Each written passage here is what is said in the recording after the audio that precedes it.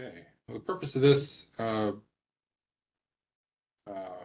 recording is just to kind of give an overview of what my laboratory does for rotation students joining the Department of Pharmacology and Toxicology and wishing to do a thesis. So my lab is interested in DNA damage and DNA damage responses, essentially understanding how cells respond to genotoxic insults caused by either environmental carcinogens or anti-cancer drugs. And so again, we can kind of coin or term everything into this idea of DNA damage responses. Another word, term that could be used is genetic toxicology, which is a field of study, particularly in industry, where they used to study how compounds used medically and for other purposes could have genetic consequences on our DNA. So in terms of what we actually do, my lab is kind of broken up into 4 different areas of research over the last few years. One is looking at DNA damage responses in non-replicating cells. So much of the work that gets done in cell culture-based models, from E. coli to yeast to human cancer cells, are done in rapidly growing cells. And that's useful. It's important. You know, obviously cancer is a big deal, and we want to find ways to treat cancers and prevent it. But many of the cells in our body are not in an actively replicating state. And so a few years ago, I got funding to start to look at this in the context of non-replicating cells. This could be differentiated cells, the terminally differentiated senescent cells, or what we've done mostly with is quiescent cells. So these are cells that have the capacity to grow and divide and proliferate, but are in essentially a G0 type state where the cells have exited the cell cycle. And that's been useful for a number of reasons. One is particularly this protein kinase known as ATR. A lot of what's known about ATR is in the context of rapidly growing cells, and it is indeed a target for anti-cancer therapeutics. But ATR is also expressed in cells that are not replicating. So if what we know about ATR is primarily in the context of rapidly growing cells, and we have cells that express it but are not replicating, what does the protein do? So that's kind of what we've done over a series of papers, has been looking at what this protein does. And I've had a number of students over the years, and one postdoc that have been involved in projects related to this. The second area of research is looking at DNA damage responses in young versus geriatric skin. Most people that get skin cancer are over the age of 60 or 65. And we've been interested in the idea that there may be differences in how the skin of older people respond to UV radiation from the sun. And so this is a work that we've done in collaboration with Dr. Travers, who's a dermatologist and our department chair. And we've got funding from the VA to look at some of this work. This grant ends soon, so still looking at trying to renew this grant and continue this work, but a second area of study that we've looked at in the last few years. A third area is related to the circadian clock, so many aspects of our biochemistry and our physiology, so changes over the course of a day. And the circadian clock is regulated by transcription translation feedback loop, where you have transcription factors that turn on genes that do things, that make proteins that do things in cells. And I've been interested for a number of years since I was a postdoc, based on prior work in my prior lab, that XPA, which is an important nucleotide excision protein, is actually regulated by the clock. So over the last few years, there have been a number of small molecules that have been developed that target some of these clock components. And so we've been interested in the idea that can we use these clock modulating drugs to potentially maybe even increase the expression of XPA to increase DNA repair activity. So that's been work I've had a few master students and PhD student work on in the past, and had some small amount of funding to support. Now, the last area of research is really the newest in the lab, and this is looking at cell-free DNA. So this is DNA that exists, for example, in our blood. It's increasingly being used for diagnostic purposes for cancer and other diseases. And one thing that people have not considered in the past is this DNA may be damaged. Again, my lab's interested in DNA damage, but nobody's really looked at, in the context of cell-free DNA, that there may be DNA adducts on the DNA related to exposure. For example, when we get exposed to UV radiation, that causes cyclobutane permeate dimers and other photoproducts to be induced in DNA. And some of that DNA may get released from cells. And so we're interested in what this DNA might be useful for as a biomarker of exposure to DNA damaging drugs and agents, and then how potentially it may impact the physiology of the organism, since cell-free DNA may be transmitted systemically throughout the body. And so this is something we've worked on for the last 4 or 5 years now, primarily driven by a postdoc in my lab, Alex, who will be leaving at the end of the year to pursue her own independent lab at Duquesne University. And we have some current funding with a collaborator in Israel looking at studying cell-free DNA. So that's, again, a very quick overview of the different projects in my lab. I've had master's students work on all 4 of these areas over the years, but just wanted people to be aware of the different types of things we do. And I'm not really interested in particular disease state. I mean, cancer is relevant to a lot of this, but even the cell-free DNA stuff, Alex is really linked to autoimmune diseases and lupus. So I'm more interested in the concept of understanding how cells respond to DNA damage. So again, you guys are all master's students wanting to do a thesis. So again, just kind of to give an overview of what I view the master's program for, one is to learn and master a few lab techniques. And so it's not like a lab, you've all taken lab courses in the past where you do some technique once and forget about it and never do it again. Well, you don't really know how to do a technique if you only do something once, right? And so really the goal is to really learn how to carry out experiments. The types of things we'll do in my lab are a lot of cell culture, Western blotting, DNA immunoblotting, cell viability assays, and maybe qPCR to look at gene expression. So those types of things we do. We'll talk later on. You could talk to the people in my lab, look at the papers we published. You could see, kind of get a feel for the types of experiments, the type of work we do. But really the goal I view it is for people to really learn how to work in a lab and know how to carry out a few techniques very well. And ultimately, with this degree, you can either find employment in academic or industrial laboratories or pursue a PhD degree. And I've had students do both, primarily get jobs in academia, and then maybe a year or two later, move on to a job in industry. But the master's degree and getting that additional experience is really what helps people get that first job. But ultimately, we'll reiterate this again, how you spend your time as a master's student is up to you. You're the student, you should have an idea what you want to do long term. I can help you try to figure that out if you need help, but ultimately it's your time, it's your money paying tuition. Use it to the best of how. So in terms of rotation students, again, part of this purpose is to look at just to talk about what my expectations are for rotation students. They're relatively minimal. I don't really expect people to be I don't have a specific time in terms of how much time you have to be in the lab during the rotation. Again, ultimately, it's your degree. Make it what you want. There's people here. I'm typically here from about 7:30 in the morning till about 5:15, 5:30 in the evening. Other people in my lab here have slightly different schedules. So the availability for us to show you what we're doing depends on you being here when we are. And it's sometimes hard to predict all that. So just know that. I would certainly encourage people to talk the rotation students to talk to everybody in the lab about their projects, what they're working on, what they like, what they dislike about my lab. It's the best way to kind of get a feel for what the best lab that you think is the best fit for you. You can certainly shadow and watch other students perform experiments. Really, this depends on availability, you being here when they're doing something, and it's hard to predict that. Some people are working on a computer, we're analyzing data. That may not be the most interesting thing to sit around and watch. So again, it really depends on what we're doing at any given day. Certainly take a look at some of our published papers. That's really the best way to learn about what we do, is to see what we published. Again, all those papers should be readily available on PubMed to take a look at.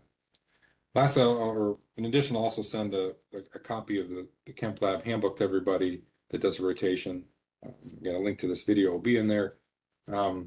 Just basically summarizes a lot of what I'm talking about now, but has other things in terms of expectations for writing a thesis, protocols that may not be too important for you right now, but all of that's in this document.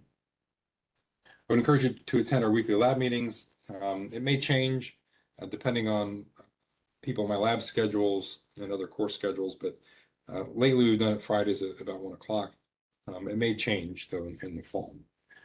An additional thing you can do during rotation is send me a copy of your CV or resume. It helps me to learn something about you, your background. If I ever need to write a letter of recommendation in the future, that's useful to have. And lastly, again, my personal view for the rotations is it's a somewhat of a waste of time. I view it as, for the way our program does this. The master's program is such a short period of time. in my view, is the sooner you can find a lab to get into and start working on a project, the better you are going to be long term. The sooner you can master these techniques, generate data that potentially lead to a paper, all of that's better, right? That's what you want to do. And I think 3 5-week rotations is really unnecessary given the few faculty we have to take students and the timing. So it may be possible. I had one student pass who basically she did her second rotation in my lab and decided to join the lab. So that's an additional possibility if you want to save some time and get working on a project. In terms of how do I decide to accept students in my lab? In the past, really, I've accepted everybody who's asked. I kind of view that you're paying part of my salary. You're paying tuition that pays a part of my salary. So you're paying for my time. You're buying my time to train you, to supervise you, give you ideas for projects and all of that. And so that is sort of one view I have for this, how I accept students. However, if there needs to be a limitation for whatever reason, timing, availability, money to provide supplies for students, I may give preference to students who take my other courses on the topic. Again, I teach a journal club in the fall on genetic toxicology. I teach a course in the spring on DNA damage responses, and which I think I'm going to try to rename genetic toxicology. But those courses give you some background information about what we do in my lab, shows you're interested in what we do in my lab. So I may, if needed, give preference to students who take my other courses.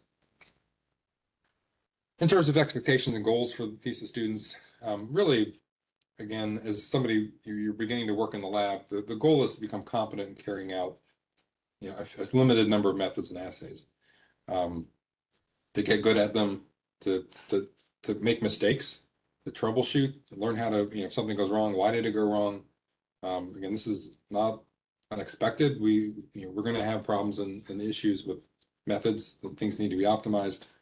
Employers like people that know how to troubleshoot, so don't look at that as a bad thing. It's a good thing. But ultimately, again, the goal is to become competent in a few methods. And again, it takes time and effort.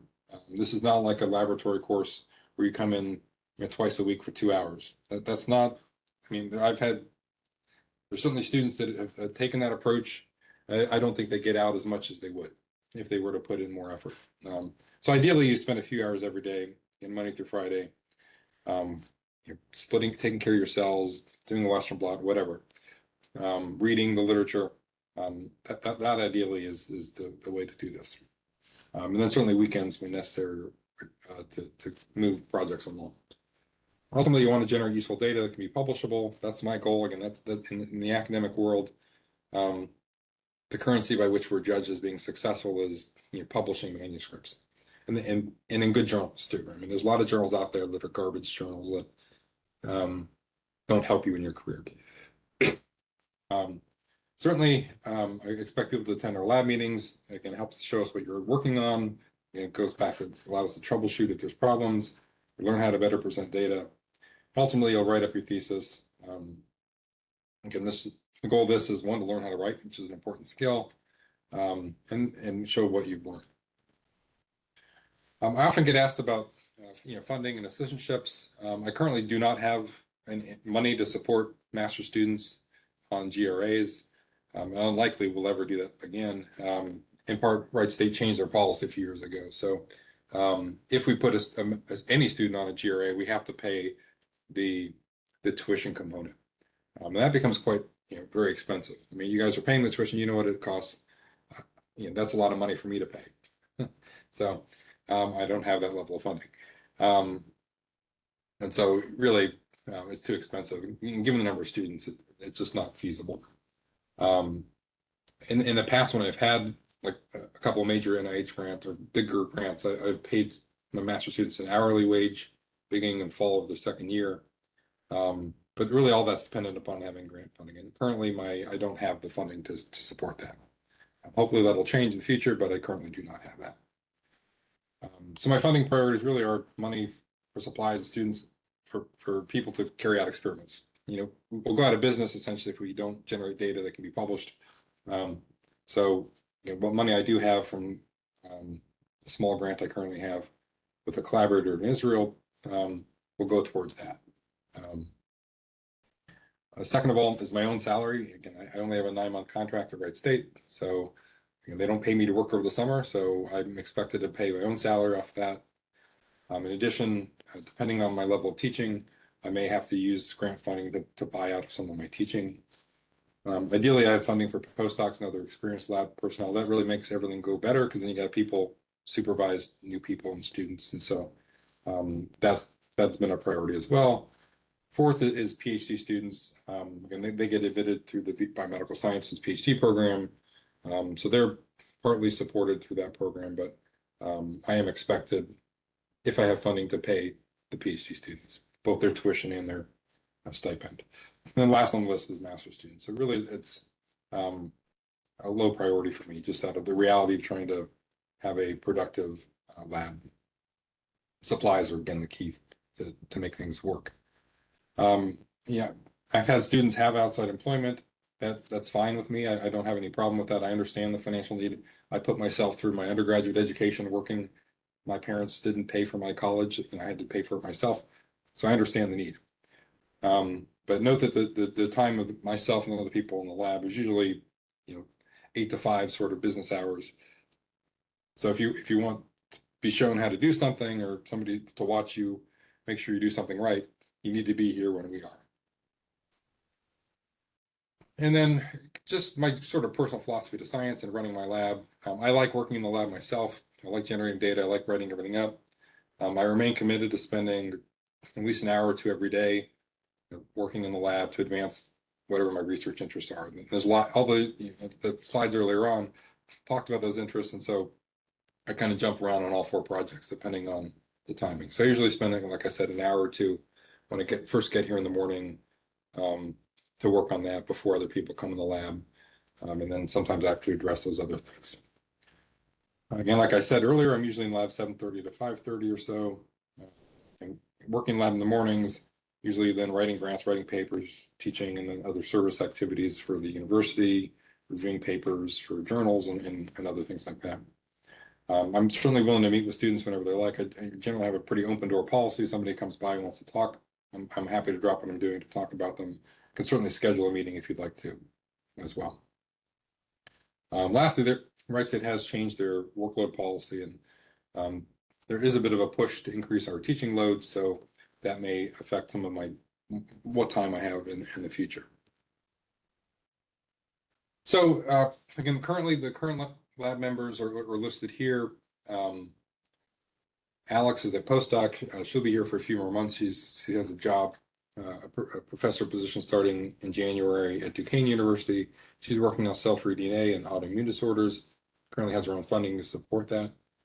Dean is a research faculty member who has done a number of things in the lab looking at protein or gene expression in young versus geriatric skin. Has helped with some bioinformatic analyses for myself and others in the department.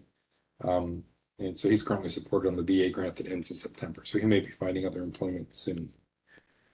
Sri is a PhD student working on cisplatin damaged DNA. She's probably graduating later this year in December. VJ is a new student that joined the lab earlier this year, also looking at cell-free DNA and developing high throughput method to look at and measure cell-free DNA and look at some other in vitro approaches for studying how cell-free DNA is released from cells. DB is a master's student looking at new methods for labeling cell-free DNA. She plans to defend in September, so she'll be graduating shortly as well. The 2 new master's students who joined my lab in the spring are Pooja and Udaya. Pooja is working on comparing the roles of base excision repair and nucleotide excision repair and the DNA damage response in quiescent cells exposed to solar stimulating UV radiation. And lastly, Udaya is looking at cell-free DNA and photosensitizing drugs. So, and those are the people that are currently in my lab. If you do rotation, please feel free to talk to them about what they're working on and what they like or dislike about my lab. And again, lastly, you can take a look at the handbook. I will email it to people that do rotation for more information about the lab.